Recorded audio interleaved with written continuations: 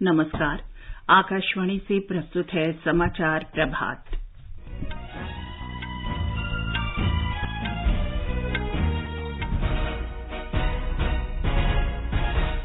संयुक्त राष्ट्र महासभा की उच्च स्तरीय बैठक आज से न्यूयॉर्क में वैश्विक ध्रुवीकरण, रूस यूक्रेन संघर्ष, खाद्य और ऊर्जा संकट, आर्थिक समस्या और प्राकृतिक आपदा जैसे मुद्दों पर विचार होगा। विदेश मंत्री सुब्रमण्यम जयशंकर ने संयुक्त अरब अमीरात, इंडोनेशिया, मिस्र और क्यूबा के विदेश मंत्रियों के साथ बातचीत की। भारत सेलेक बैठक में भी भाग लिया। प्रधानमंत्री नरेंद्र मोदी आज सवेरे भारतीय जनता पार्टी के महापौर सम्मेलन को संबोधित करेंगे। पंजाब के पूर्व मुख्यमंत्री कैप्टन अमरिंदर सिंह भारतीय जनता पार्टी में शामिल। उनकी पार्टी पंजाब लोक कांग्रेस का भाजपा में विलय। प्रवर्तन निदेशालय ने आम आदमी पार्टी विधायक दुर्गेश पाठक को दिल्ली आबकारी नीति घोटाले में समन भेजा। केंद्रीय अन्वेषण ब्यूरो ने 466 करोड़ रुपए के बैंक घोटाले में येस बैंक के सह संस्थापक राणा कपूर के खिलाफ आरोप पत्र दायर किया। मैक्सिको के प्रशांत तट पर 7.5 तीव्रता का भूकंप और क्रिकेट में भारत और ऑस्ट्रेलिया के बीच 3 T20 अंतर्राष्ट्रीय मैचों की श्रृंखला का पहला मैच आज शाम मोहाली में। समाचार प्रभात में मनोज के साथ मैं चंद्रिका जोशी। विश्व नेता आज से संयुक्त राष्ट्र महासभा की बैठक में व्यापक विचार विमर्श शुरू करेंगे। वैश्विक ध्रुवीकरण, रूस यूक्रेन संघर्ष, खाद्य और ऊर्जा संकट, आर्थिक संकट और प्राकृतिक आपदाओं पर मुख्य रूप से विचार होगा। इस वर्ष बैठक की थीम है आमूल परिवर्तन क्षण, चुनौतियों से निपटने के लिए रूपांतरकारी समाधान। बैठक के दौरान संयुक्त राष्ट्र सुरक्षा परिषद में सुधार पर नए सिरे से ध्यान दिया जाएगा। सुधार पर केंद्रित 2 बैठकों के दौरान विदेश मंत्री एस जयशंकर के एजेंडे में ये विषय प्राथमिक रहेगा। अमेरिका ने संकेत दिया है कि राष्ट्रपति जो बाइडेन सुधार प्रक्रिया को आगे बढ़ाने के लिए नए विचार प्रस्तुत करेंगे और इस पर व्यापक परामर्श करेंगे। डॉक्टर एस जयशंकर शनिवार को बैठक में भारत का पक्ष रखेंगे। लगभग 150 शासनाध्यक्ष या राष्ट्राध्यक्षों के महासभा की बैठक में भाग लेने की आशा है। कोविड महामारी के बाद 2 वर्ष के अंतराल पर उच्च स्तरीय बैठक हो रही है।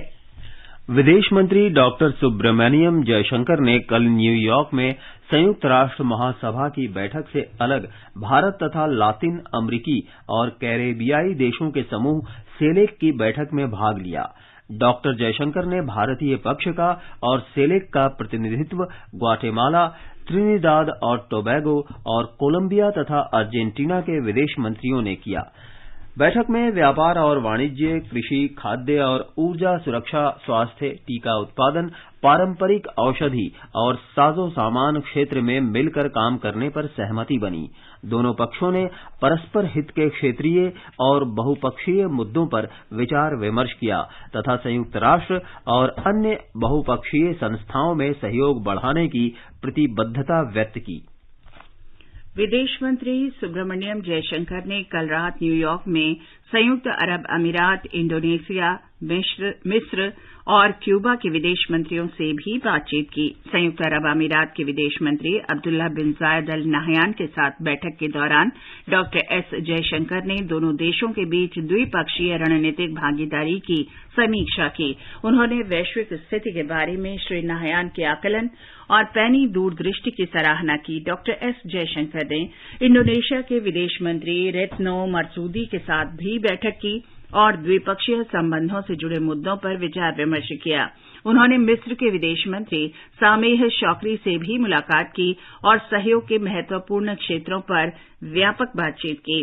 डॉक्टर जयशंकर ने ट्वीट में कहा है कि रक्षा, व्यापार और निवेश क्षेत्र में द्विपक्षीय संबंध मजबूत हो रहे हैं और हरित हाइड्रोजन तथा अमोनिया और शिक्षा जैसे नए क्षेत्रों में सहयोग से ये संबंध और मजबूत होंगे। विदेश मंत्री ने क्यूबा के विदेश मंत्री ब्रूनो रॉड्रिग्स परेल्ला के साथ भी बैठक की और कैरेबियाई द्वीपीय राष्ट्रों के साथ संबंध मजबूत करने पर चर्चा की। डॉक्टर सुब्रमण्यम जयशंकर अमेरिका की 11 दिन की यात्रा पर हैं। प्रधानमंत्री नरेंद्र मोदी आज गुजरात की राजधानी गांधीनगर में राष्ट्रीय महापौर सम्मेलन का वर्चुअल माध्यम से उद्घाटन करेंगे। श्री मोदी ने एक ट्वीट में कहा कि बढ़ते शहरीकरण के साथ ये आवश्यक है कि हम इसे एक अवसर समझें और अत्याधुनिक शहरों के निर्माण के लिए मिलकर काम करें। देश भर के भाजपा शासित शहरी स्थानीय निकायों के 121 महापौर और उप महापौर 2 दिन के इस सम्मेलन में शामिल होंगे। ये सम्मेलन भाजपा का सुशासन प्रकोष्ठ आयोजित कर रहा है। भारतीय जनता पार्टी के अध्यक्ष जगत प्रकाश नड्डा उद्घाटन समारोह में शामिल होंगे। महाराष्ट्र के हमारी संवाददाता ने बताया कि सम्मेलन में 18 राज्यों से 120 से अधिक महापौर और उप महापौरों के शामिल होने की उम्मीद है।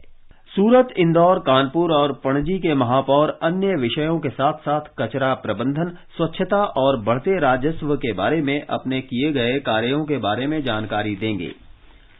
इंदौर के महापौर पुष्यमित्र भार्गव ने आकाशवाणी को बताया कि आधुनिक शहरों के निर्माण की कार्यनीति तैयार करने के लिए ये सम्मेलन बहुत ही महत्वपूर्ण होगा।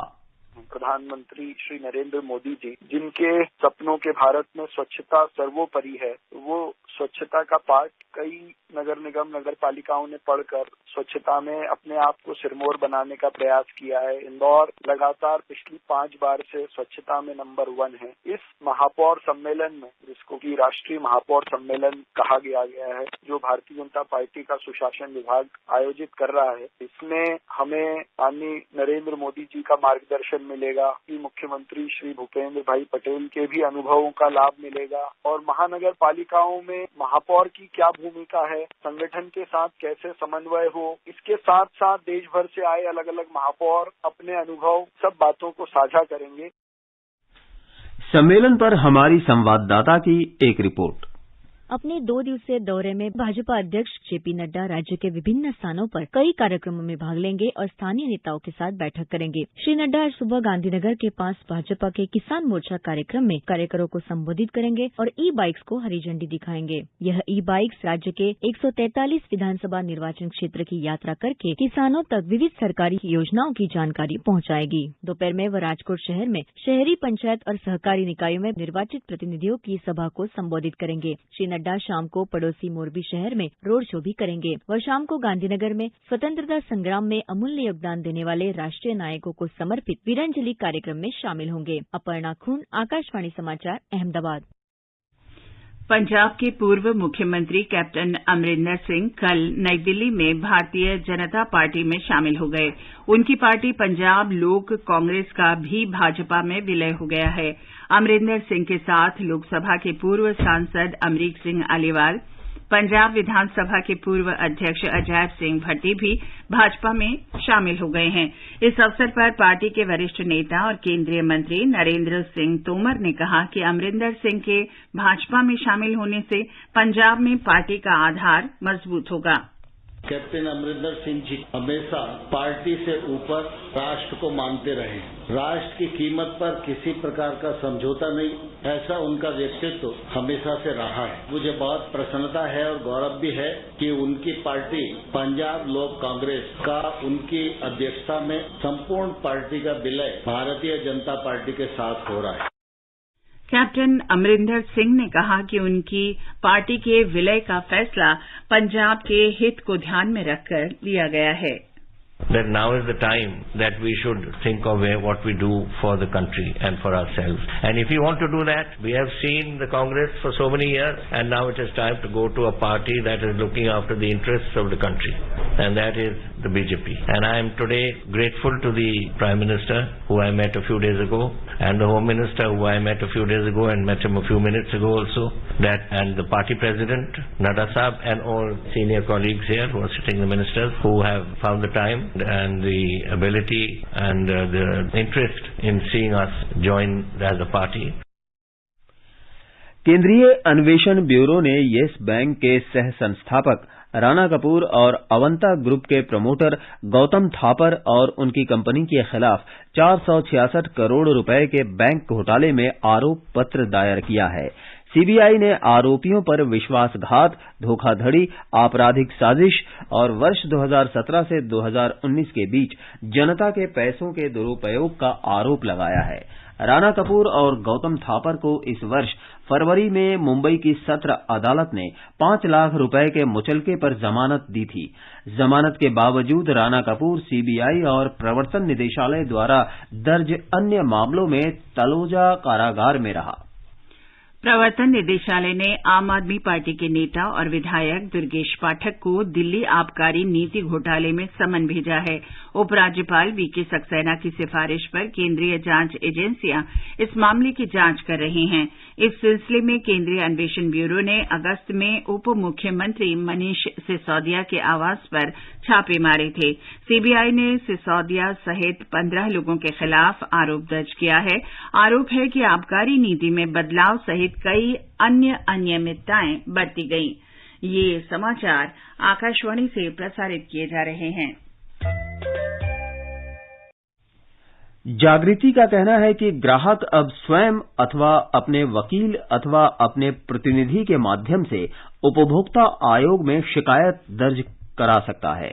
उपभोक्ता मामले विभाग, भारत सरकार द्वारा जनहित में जारी। जागो ग्राहक जागो। समाचार प्रभात में आपका फिर स्वागत है। आगे बढ़ने से पहले एक नजर मुख्य समाचारों पर।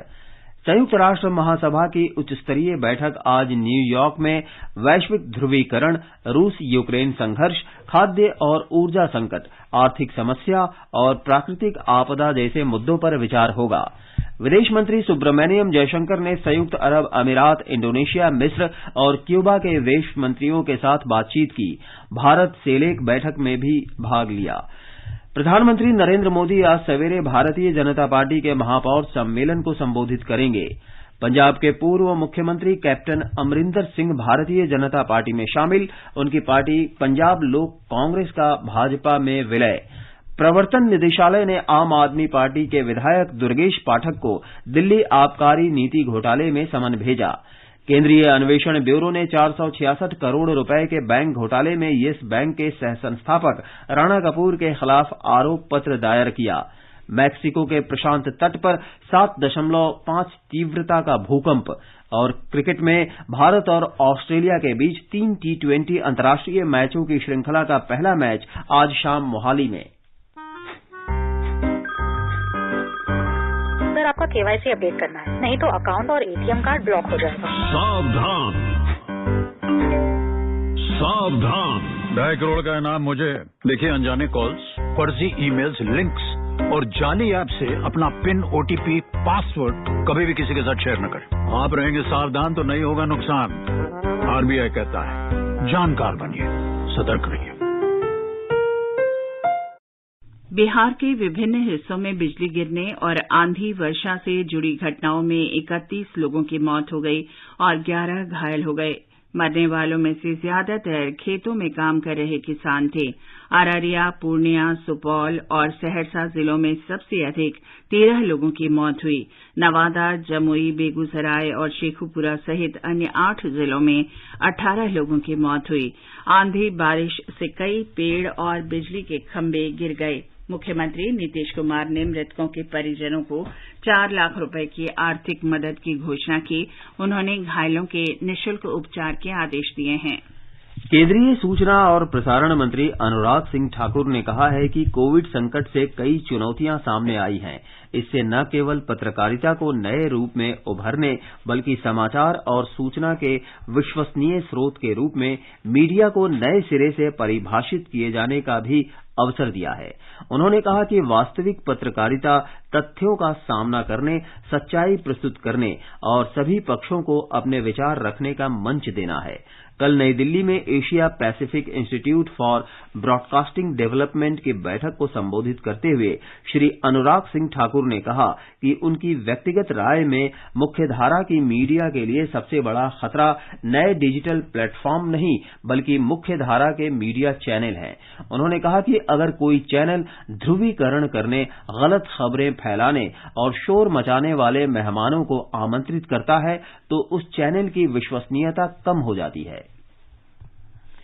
इस अवसर पर एआईबीडी के अध्यक्ष एवं प्रसार भारती के मुख्य कार्यकारी अधिकारी मयंक अग्रवाल को लाइफ टाइम अचीवमेंट पुरस्कार प्रदान किया गया। ब्रिटेन के इतिहास में सबसे लंबे समय तक शासन करने वाली महारानी एलिजाबेथ द्वितीय का अंतिम संस्कार कल शाम विंडसर कासल के सेंट जॉर्ज चैपल में किया गया। इसके साथ ही सार्वजनिक शोक की अवधि समाप्त हो गई। महारानी का ताबूत उनके पति प्रिंस फिलिप के पास दफनाया गया। अंतिम संस्कार में केवल राज परिवार के सदस्य शामिल हुए। राजशाही मुकुट, शाही चक्र और राजदंड कॉफिन से हटाकर वेदिका के पास रखे गए, जो महारानी के शासनकाल की समाप्ति का प्रतीक था। इससे पहले कल दिन में दिवंगत महारानी को वेस्टमिंस्टर एबी में पूरे राजकीय सम्मान के साथ अंतिम विदाई दी गई। इसी महल में उनका विवाह हुआ था और यहीं उन्हें राज मुकुट पहनाया गया था। अंतिम विदाई की प्रार्थना में कैंटबरी के आर्च बिशप ने कहा कि महारानी 70 वर्ष के अपने शासन में अनेक परिवर्तनों की साक्षी रहीं। प्रार्थना सभा में विश्व भर के नेताओं सहित 2000 से अधिक लोग शामिल थे। राष्ट्रपति द्रौपदी मुर्मू, अमेरिका के राष्ट्रपति जो बाइडेन और फ्रांस के राष्ट्रपति इमैनुअल मैक्रोन ने भी महारानी को श्रद्धांजलि अर्पित की। मैक्सिको के मध्य प्रशांत तट के पास कल 7.6 तीव्रता का भूकंप आया। इससे पहले भी मैक्सिको में 2 विनाशकारी भूकंप आ चुके हैं। अमेरिकी भूगर्भ सर्वेक्षण के अनुसार कल के भूकंप से किसी बड़े नुकसान की खबर नहीं है। ये भूकंप कोलिमा और मिशोकन की सीमा के निकट अक्विला से 37 किलोमीटर दक्षिण पूर्व लगभग 15 किलोमीटर की गहराई में केंद्रित था। अमेरिकी सुनामी चेतावनी केंद्र ने कहा है कि भूकंप के केंद्र से 300 किलोमीटर के दायरे में तटों पर सुनामी लहरें उठने की आशंका है। भारत और ऑस्ट्रेलिया के बीच 3 T20 अंतर्राष्ट्रीय क्रिकेट मैचों की श्रृंखला का पहला मैच आज मोहाली में खेला जाएगा। मैच शाम 7:30 बजे से शुरू होगा। श्रृंखला के बाद भारत 28 सितंबर से दक्षिण अफ्रीका के साथ भी 3 T20 क्रिकेट मैच खेलेगा। बांग्लादेश ने कल काठमांडू में सैफ महिला फुटबॉल चैंपियनशिप के फाइनल में नेपाल को 3-1 से हराकर पहली बार ऐतिहासिक खिताबी जीत दर्ज की। बांग्लादेश की कप्तान सबीना खातून को टूर्नामेंट का सर्वश्रेष्ठ खिलाड़ी घोषित किया गया। भारत का सबसे बड़ा लोक सेवा प्रसारक आकाशवाणी देश की स्वतंत्रता के बाद पिछले 75 वर्षों से लोगों तक सूचना और समाचार पहुंचा रहा है। आकाशवाणी समाचार आजाद भारत की बात आकाशवाणी के साथ श्रृंखला में स्वतंत्रता के 75 वर्ष पूरे होने का उत्सव मना रहा है। ये कार्यक्रम आकाशवाणी के माध्यम से जीवन के विभिन्न क्षेत्रों में स्वतंत्रता के बाद भारत की विकास यात्रा के बारे में जानकारी देता है। आज की कड़ी में बात करेंगे नागरिक उड्डयन मंत्रालय की क्षेत्रीय संपर्क योजना उड़ान, उड़े देश का आम नागरिक के बारे में।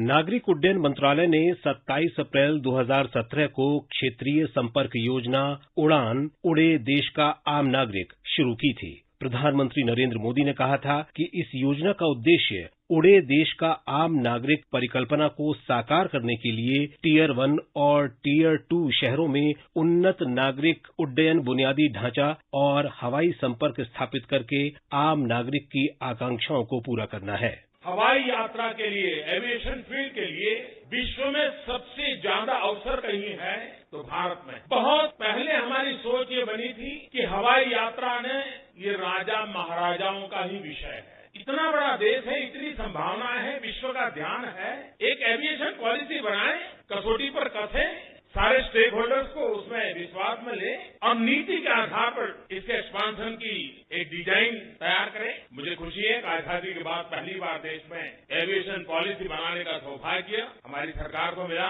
एविएशन को मैं किस रूप में देखता हूं, गरीब व्यक्ति की एक पहचान है, वो हवाई चप्पल पहनता है कि मैं चाहता हूं कि हवाई जहाज में हवाई चप्पल वाले लोग दिखाई दे, और आज ये संभव हो रहा है। इस योजना को क्षेत्रीय विमानन बाजार में तेजी लाने के लिए तैयार किया गया था, जिससे आम जनता के लिए हवाई यात्रा को किफायती बनाकर क्षेत्रीय हवाई संपर्क को व्यावहारिक बनाया जा सके। उड़ान के दूसरे चरण में पर्वतीय, पूर्वोत्तर राज्यों और द्वीपीय राज्यों पर ध्यान केंद्रित किया गया। योजना का तीसरा चरण सी प्लेन के संचालन के लिए एयरोड्रोम विकसित करने पर केंद्रित है। उड़ान योजना के चौथे चरण में क्षेत्रीय केंद्रों के विकास के लिए छोटे हवाई मार्गों पर ध्यान दिया गया है। पिछले 5 वर्षों में उड़ान योजना से देश में क्षेत्रीय हवाई संपर्क में उल्लेखनीय वृद्धि हुई है। 2014 में 74 हवाई अड्डे परिचालन में थे। इस योजना से ये संख्या अब बढ़कर 141 तक हो गई है। उड़ान योजना के तहत 68 ऐसे गंतव्यों को जोड़ा गया है जहां हवाई संपर्क की सुविधा कम थी या उपलब्ध नहीं थी। योजना के अंतर्गत 425 नए हवाई मार्ग शुरू किए गए। उड़ान ने देश भर में 29 से अधिक राज्यों और केंद्र शासित प्रदेशों को हवाई संपर्क की सुविधा प्रदान की है। 4 अगस्त 2022 तक 1 करोड़ से अधिक यात्रियों ने इस योजना का लाभ उठाया है। इस योजना ने क्षेत्रीय स्तर पर सेवाएं दे रही घरेलू विमानन कंपनियों को अपनी परिचालन गतिविधियां बढ़ाने के लिए एक आवश्यक मंच भी प्रदान किया है। उड़ान ने भारतीय विमानन उद्योग के काया पलट में बड़ी भूमिका निभाई है। योजना से विभिन्न हितधारकों को लाभ हुआ है, यात्रियों को हवाई संपर्क का लाभ मिला है और विमानन कंपनियों को क्षेत्रीय मार्गों पर परिचालन के लिए रियायतें मिली हैं। योजना से ऐसे क्षेत्रों के विकास के लिए हवाई संपर्क का प्रत्यक्ष और अप्रत्यक्ष लाभ मिला है जहां हवाई संपर्क सुविधा उपलब्ध नहीं थी। मार्च 2020 में कोविड महामारी के दौरान उड़ान लाइफलाइन पहल से देश के विभिन्न हिस्सों में लगभग 1000 टन माल और आवश्यक चिकित्सा सेवाओं के परिवहन के लिए 588 उड़ानों को संचालित करने में मदद मिली। कृषि उत्पादों के परिवहन में किसानों की सहायता के लिए अंतर्राष्ट्रीय और राष्ट्रीय मार्गों पर अगस्त 2020 में कृषि उड़ान योजना शुरू की गई थी।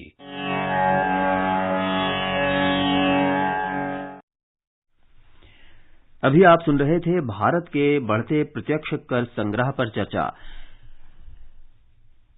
क्षमा कीजिएगा, सुर्खियों में सवेरे कार्यक्रम में आइए सुनते हैं भारत के बढ़ते प्रत्यक्ष कर संग्रह पर चर्चा। इसमें भाग ले रहे हैं आर्थिक विश्लेषक रंजीत मेहता और आकाशवाणी संवाददाता कमल कुमार प्रजापति।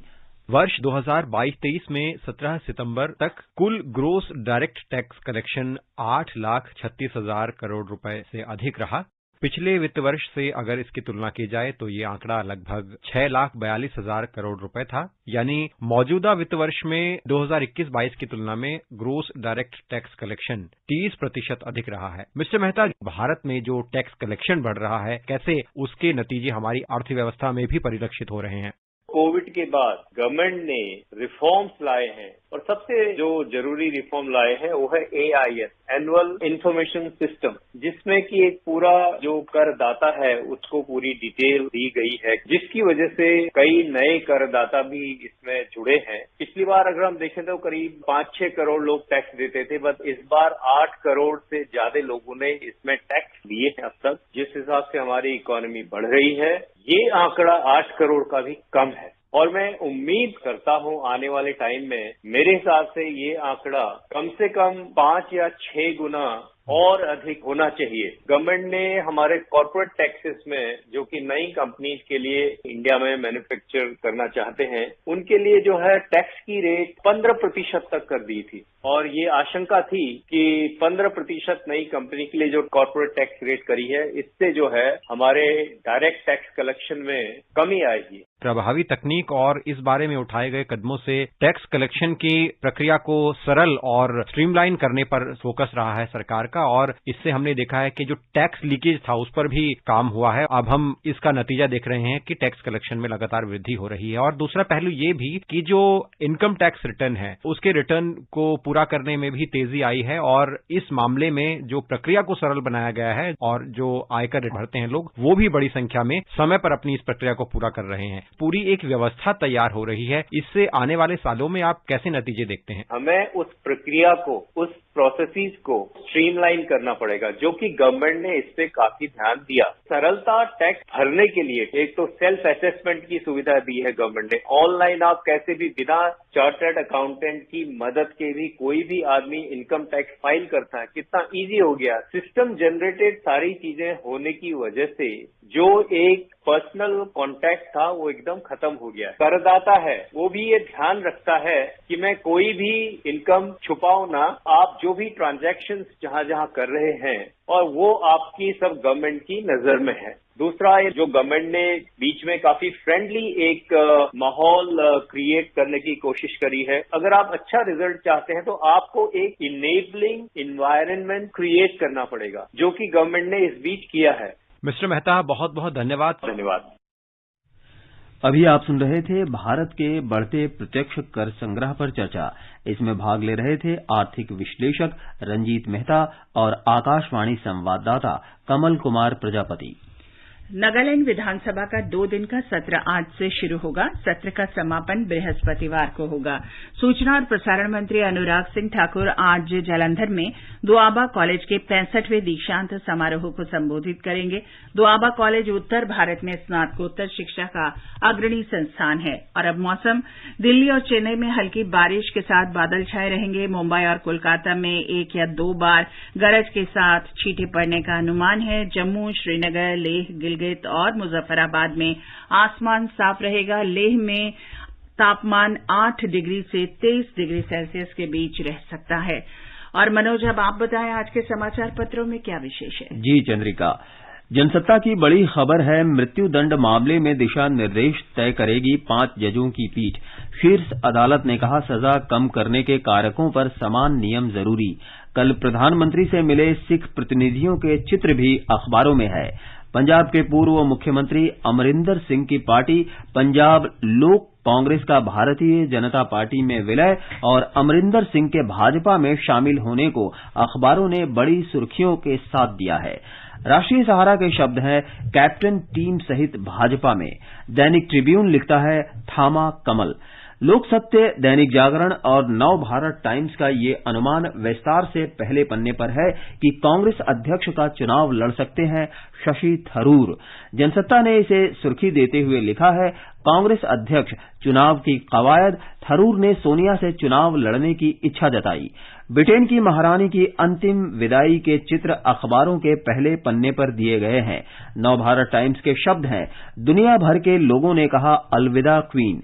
दैनिक जागरण लिखता है, भरी आंखों से विदाई, अभूतपूर्व भव्यता के साथ संपन्न हुआ अंतिम संस्कार। राजस्थान पत्रिका की खबर है, शारदीय नवरात्र पर 40% ज्यादा खरीदारी के आसार। लोक सत्य की बड़ी सुर्खी है, यूपी विधानसभा में बनेगा नया इतिहास। देश में पहली बार यूपी विधानसभा का एक दिन महिला सदस्यों के नाम होगा। मुख्यमंत्री योगी ने कहा, मानसून सत्र में 22 सितंबर का दिन दोनों सदनों की महिला सदस्यों के लिए होगा। ब्रिटेन में भारतीय समुदाय से हिंसा पर भी लगभग सभी अखबारों की नजर है। पत्र लिखते हैं, कड़ी निंदा के साथ भारत ने कहा तत्काल कार्रवाई हो। अमर उजाला ने ब्रिटेन के भारत को जांच के आश्वासन के साथ लिखा है, पुलिस को दी अतिरिक्त शक्तियां। हरिभूमि ने लिखा है, 3 साल के अंदर वायुसेना के पूरी तरह बाहर हो जाएंगे MiG-21 लड़ाकू विमान। क्रमबद्ध तरीके से जंगी बेड़े को वायुसेना से बाहर किया जाएगा। राजस्थान पत्रिका का वैचारिक आलेख पहले पन्ने पर है। लिखा है, सुंदर वन में पुरुषों के पलायन के बाद महिलाएं लड़ रही हैं जलवायु परिवर्तन की लड़ाई। पश्चिम बंगाल के इस क्षेत्र में महिलाओं को स्वास्थ्य संबंधी परेशानियां, अनियमित जीवन चक्र। और अंत में मुख्य समाचार एक बार फिर। संयुक्त राष्ट्र महासभा की उच्च स्तरीय बैठक आज न्यूयॉर्क में वैश्विक ध्रुवीकरण, रूस यूक्रेन संघर्ष, खाद्य और ऊर्जा संकट, आर्थिक समस्याओं और प्राकृतिक आपदा जैसे मुद्दों पर विचार होगा। विदेश मंत्री सुब्रमण्यम जयशंकर ने संयुक्त अरब अमीरात, इंडोनेशिया, मिस्र और क्यूबा के विदेश मंत्रियों के साथ बातचीत की। भारत सेलेक्ट बैठक में भी भाग लिया।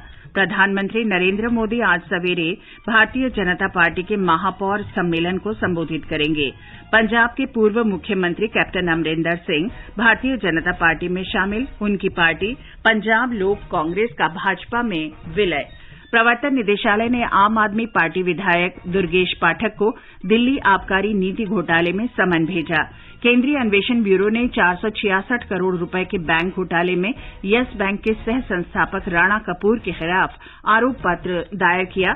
मैक्सिको के प्रशांत तट पर 7.5 तीव्रता का भूकंप और क्रिकेट में भारत और ऑस्ट्रेलिया के बीच 3 T20 अंतर्राष्ट्रीय मैचों की श्रृंखला का पहला मैच आज शाम मोहाली में। इसके साथ ही समाचार प्रभात का ये अंक समाप्त हुआ। नमस्कार।